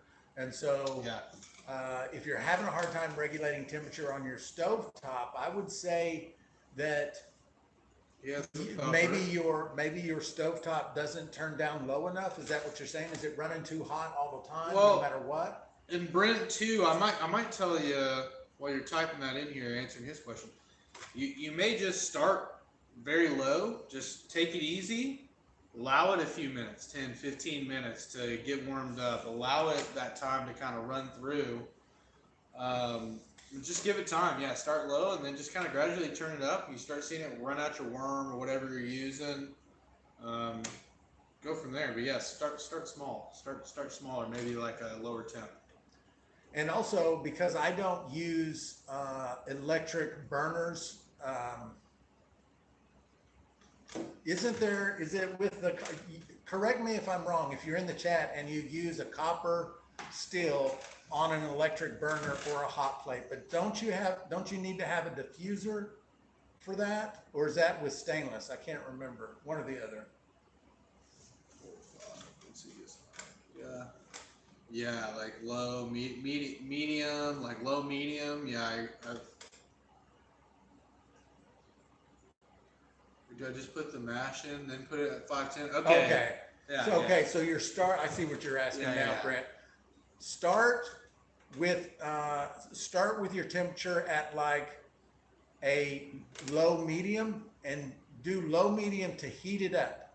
Don't heat it up on high until you know your still and know whether it can handle that kind of boiling inside the pot. Start on low medium to heat your pot up, and then once you start dripping, don't worry. You don't want to worry about temperature or anything like that. What you want to worry about is your flow rate of the distillate when it starts coming out the still. So every still is a little bit different. Like this one, I can have a full stream going on.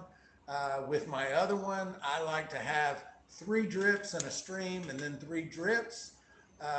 But you want to watch that flow rate and figure out where your still likes to run. Depends on size. Yeah. Like there's a cruising speed for every still. And once you figure that out, then you're adjusting your temperature on your stovetop for that flow rate. Just pay attention to that flow rate and get it right. I hope that made sense. I hope I answered your question. I've seen that before. A saw blade between the electric burner and the pot. So, Okay. you know, if you're trying to run a little bit warmer and like, Brent, I hope too, I couldn't tell by your earlier question, if you're putting all your mash and grain and everything over into your pot, you might think about making a run where you get your grain out of there ahead of time so that you're just running more of a liquid and you're not burning anything. Yeah. Don't ever run with your grain in your pot. Yeah. Just to use a propane burner instead. Yeah, Scott, this is actually what this is actually what he runs off of. It looks kind of similar to a fish fry. Propane. Let me show you down here. Since we're talking so much about the heating element here. That is called a banjo burner, and it's the only way to go if you're doing propane. See that? He's using just a small amount of propane down there. Not a very big flame at all, but he's got a lot of heating surface. Whereas on some of those like fish fryers and other stuff like that, they're more of like 2 or 3, 4 big solid flames. He's got 100 little tiny flames down there. Heats very evenly. So really cool, really nice burner. What was the brand of that? I don't remember. I got it on Amazon. We actually got 2 of them. USA They're so good. since 1997. That's what I'm reading on it. Windsong runs her steel on that kind of burner. She has one. Like they're amazing because you can so finely adjust them. Yeah, it's by far the coolest one I've seen for sure. And I mean, I guess you're not necessarily looking for a specific brand if that's the kind you want to go get. You know, just make sure it has so many little ports for all the gas. Like I feel like that's the biggest part of what makes that one so efficient and cool. Adjustability. Oh, Brent, yeah, man. I appreciate you, brother. That's awesome. Dude, killer, Brent. Yeah, I love to see that. Oh my God, it would take so many figs. 5 huge fig trees. Yeah, it would take a ton of figs. Yeah, sounds like Clinton Hosh and Scott Bryant need to get together. Yeah, you guys hit each other up after this and make a swap. Don't forget to let us know where you guys are from. I always kind of find it interesting. I had a guy in my live earlier that was from Hawaii. Talked to him for a while. He was into home brewing. Where you guys from? 200K BTU. Yeah, I think that's what this one is, 200K. Colorado. Roast the grains first before making the mash. That's awesome, yeah. I have not done that. Another one of the things I have not done. There's so many things in this Virginia. hobby I have yet to even try. Dude, Brent from Virginia. Dude, go ask your neighbor these Colorado, questions. There's a good New chance he York. knows, brother. New York State, Fig Mountain Brandy, Reliance, Big Mountain Brandy, Tennessee, that would be awesome. Some Tejas, figs and some oats. Johnny Grubs. You damn sure are from Texas with a name like Johnny Grubs. Hell yeah, brother. That's awesome. Yeah, dude, that's the most Texas name I've heard. Johnny Grubs, brother. You What about was from that, you? what was You that from movie you from about the the gunslinger? guys from around the Lubbock area. Scrubs, Johnny, you from Lubbock? Louisiana. Acosta. That is in Louisiana. I like the silent. They got so many silent letters in Louisiana. You know what I mean? Like they spell like there's X's and shit for no reason. It's the French stuff. Dude, I love it. Like, it's just like crazy. Forward. Okay, yeah, forward. I can see that. Stockyards. Like you Shoot live out, in the Brent. stockyards. Yeah, I'm actually here at the brew shop 6 days a week. I got a customer that bought his first still that came in. He's going to bring it up here, and I'm going to help him with his first run. Like, I'll do all kinds of stuff like that with you guys. Anybody wants to come up here? Dude. You bet. Come on, dude. Jason, go. I'm not even gonna say it. I'm not even gonna say what you typed in over there. Okay, I'm an Arkansas man myself. I Good. appreciate it. Yeah. Battle of the Boot every year. I mean, we're up here. How can we make something like this happen? What do you want to make happen, brother? Now I'm nervous. Well, Brant, what do you want from us? So if you're talking about like a meetup, I don't know if that's what he's talking about. okay, what are you talking about, Brent? Explain how can we make something like this happen? We're both happily married, if that's what you're talking about.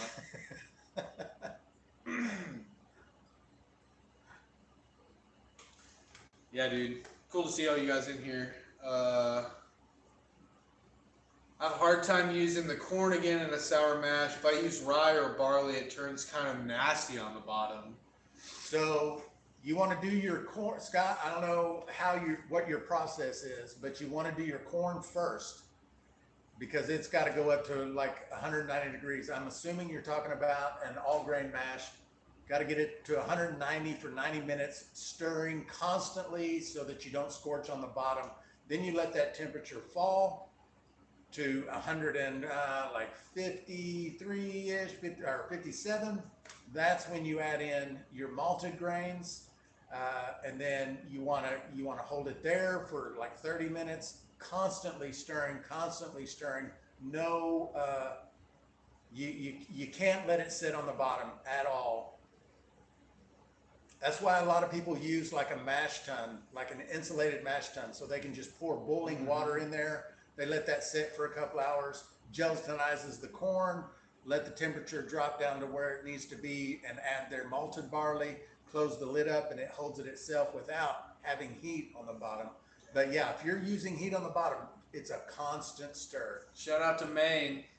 Thank you, Ray. I'm saying I just use corn if I do a sour mash. I don't use barley. Oh, you don't use barley or rye in a sour mash? Yeah. Oh, yeah. I wouldn't. Bubbling insane. Like you don't need to. That's cool. Uncle Jesse's simple sour mash is a great recipe, and it's just corn.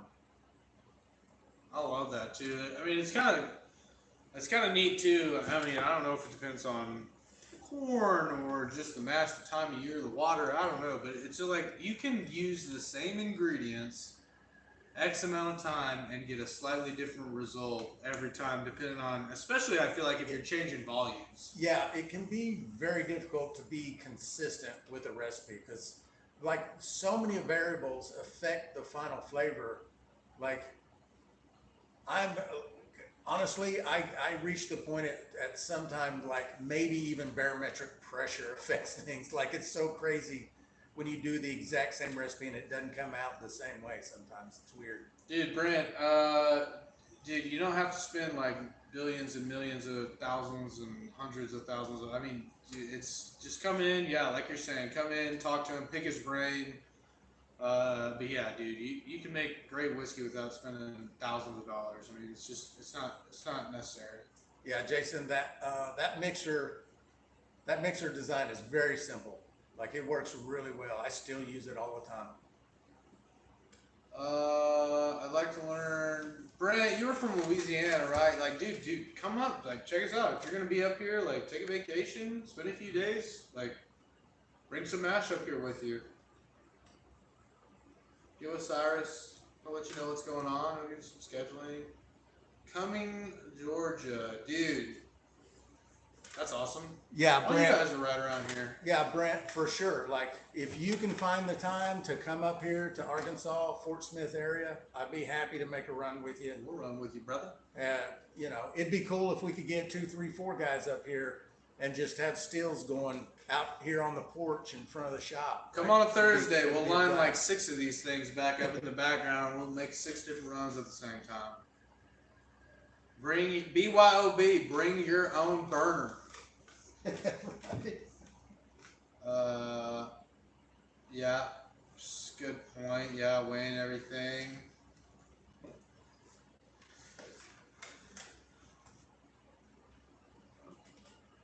Dude, send him a message. Comment on some videos. Line it out. Get a phone number. So, Brent, if you go to my website, up in the upper right-hand corner of stillingtheclear.com, there's a button to push to contact Cyrus. Just email me. We'll swap numbers, and yeah, for sure, we'll make it happen. He's an easy guy to get a hold of. Also, one thing I'll kind of toot Cyrus's horn here for a little bit. He'll help anyone. If you got a question and you're just generally wanting to learn more about any kind of distilling, brewing, Our own master distiller. Yeah, use him. Yeah, he's here at 96. He'll help you out every day. Pretty cool. Our own master. Yep. Students in the craft. We're all students. students. Yep. We're all students of the craft. Like, I still learn stuff all the time. Well, and whether you've been doing it, 2 or 3 months consistently, I've made several runs sporadically throughout my life, but I've just got back into it the last 2-3 months, hot and heavy. So you get one end of the spectrum here, who is just someone like most of you guys commenting, who just wants to learn and get better, and every run be a little bit better than the last one. That you got to learn from. Just got someone to kind of keep tight and give you some answers and save you some time. Honestly, I could have, if I didn't have someone that I was bouncing questions off of and trying to learn from. Teach you some hazmat. Oh, dude. He says it teaches some hazmat. I mean, we probably do have some hazmat problems around here, Yeah, but, dude. There's There's potential. Brent, we're just gonna ask that you not call anyone from the government or anyone from the fire department, okay? We haven't had how many days with no incidents? 7 or 8 days with no incidents. if you don't count spillage. Spillage, the clock on that is pretty short. I don't know if you guys saw that earlier. I just caught me a glance back at that. I haven't looked at it in 20 minutes. I had to make sure to buy a 0.01 gram scale. There are websites. Yeah, so Juniper is why I use. Yep. If you're making super small runs, just like on your stovetop, you're one to recreate later. Super important to get those accurate measurements. Couldn't agree more. Dude, now you guys are just talking to each other in here. Spillage equals alcohol abuse. Absolutely, I know, right? Yeah, dude, that was my bad. Jeffrey, 10 lashes with a wet noodle for my ass because I completely forgot about it. Richard, I'm pretty sure I don't know where a fire extinguisher is. They probably got one over in the winery next door, but I should probably get one. You're absolutely right. You guys feel free to go follow me. I've already ended my live for the night. I just kind of joined in on Cyrus's. We're gonna run however long we run. You guys are still asking questions. We'll be on here, but you guys go ahead and give me a follow over on TikTok, ABV Guy. On TikTok, you'll find me. I've got a pretty unmistakable mug. So Yeah, you'll see my Jason, videos on there. I do have a preference on HGL MLAs, and that's Broken Bones Distillery. That's what I use. It's what I put in any of my all grain mash kits. When I sell a mash kit, it comes with the Broken Bones Distillery high temperature liquid amylase and glucoamylase. Jack, dude, we do these regularly. We do them every week, Thursday, starting at 5. Put it on your calendar, write it down. We're in here every Thursday at 5. Keeping an eye on that jar. Winston checking in. Yeah, now we are. Earlier we were not. I mean, for sure I wasn't. But yeah, Jack, come pop in here. Yeah, Thursday at 5. We normally go an hour. We're normally running something, so the live time that how long we go normally kind of depends. And I'm not always going to have something running in the still, but if I've got something to run that week, I'll run it during the live. And most of them I'll be starting earlier in the day, obviously, because if the live's an hour and a half long or 2 hours, that's not going to constitute a full run. Most of the time, this is an exception because it's just a stripping run on 6 gallons. But this is almost done. We're into the tails now, so I'm just going to let it run a little bit. And what is it? It's almost it's almost 7 o'clock. Probably going to knock it off pretty quick. Yeah, we're probably out of here pretty quick. Brian, yeah, sorry about that. We'll take that into consideration. He said you should announce it in the MFB chat on MeWe. I missed most of this one. Yeah, dude. This is what second week. This is the second week. This is the second week. So I'll get better. Yeah, that's a good idea. I should post a link. What I should do is schedule the event live the day ahead. Post a link in MFB so all the members in MFB know that there's a live coming. But we're just figuring it out. We'll get better and better at it. We'll grow. We'll get better. It's just like distilling. Brian, 2 years into this hobby, about to hit the 50 run mark next week and learn something every time. Yeah. That's awesome, brother. Congratulations. Yeah, I Cyrus has been going for years and years and years. And like he says, he'll tell you he learns something, every week. And so yeah. Never stop learning. Thanks for dropping in, brother. Topic even wet with thumper. I can get up to 85% on initial runs. Cool, man.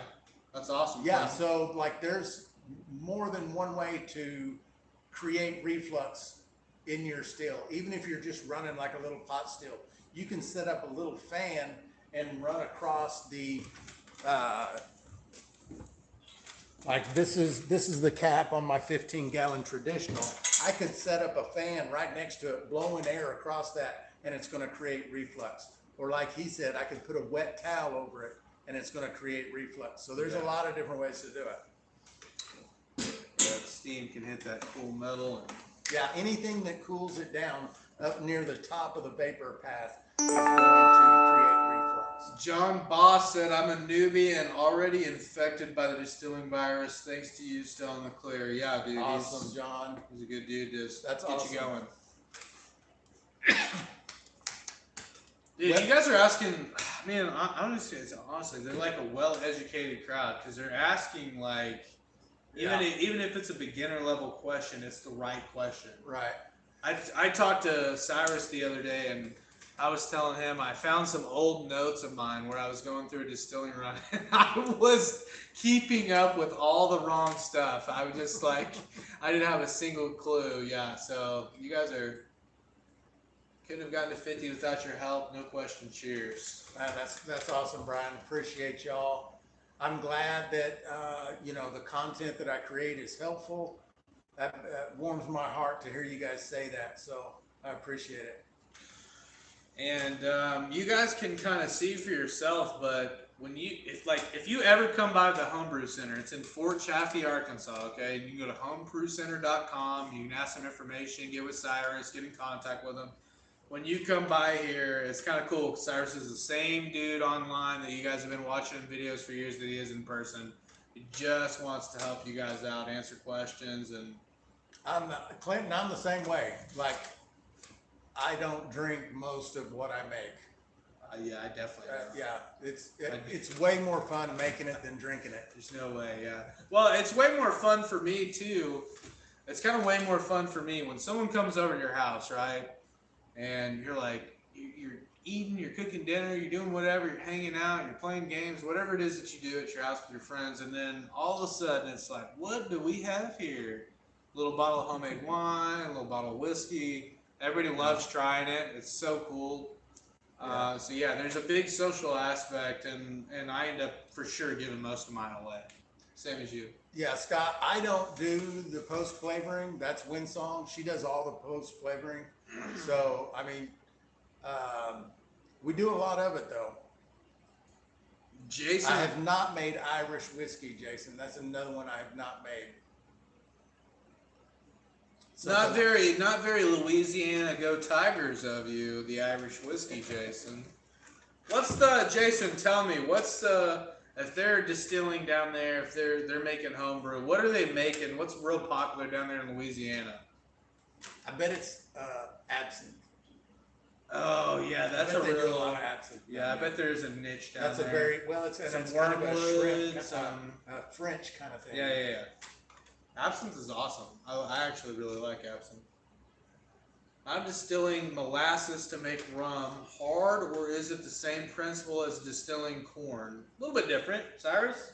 I mean, so the process is it depends on the rum. So if you're doing a dunder, then yeah, there's more process to learn. But if you're just using molasses like you would use sugar, it's pretty much the same. You will have in most molasses unfermentables in there. So if you're paying attention to your specific gravity, it is very unlikely to finish out to 1.000. It's going to finish out to like 1.010 or 1.020 because there's a lot of unfermentables in some molasses.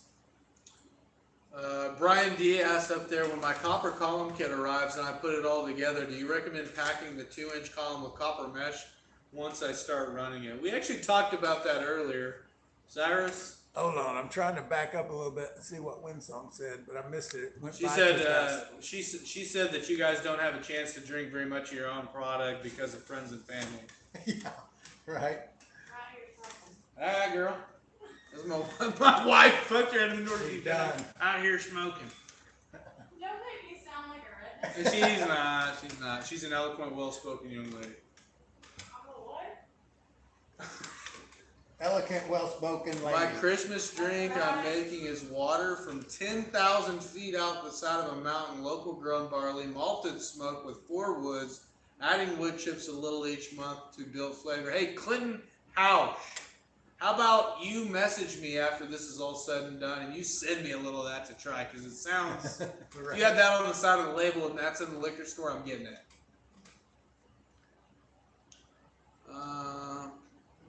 Okay, best part of the hobby, you're always a newbie. That's Yeah. right, brother. Yeah.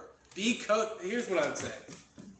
Be coachable, be teachable. Understand that, like, Cyrus may be a little bit different of a case in terms of most of us, but he's always learning. He's always talking about different ideas and trying to test stuff out and see. Always be a good student, even if you're the only one in your bathroom teaching yourself. If you're trying to figure out, how to get your sugar more ate up, yeast nutrient, pH, less air contact, whatever it is. I mean, just keep trying stuff.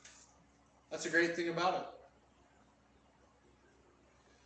Well, I think that is about done. I think it's probably time to shut her down. Cool. Dude, It's after 7. Winsong is ready for me to get home with the pizza.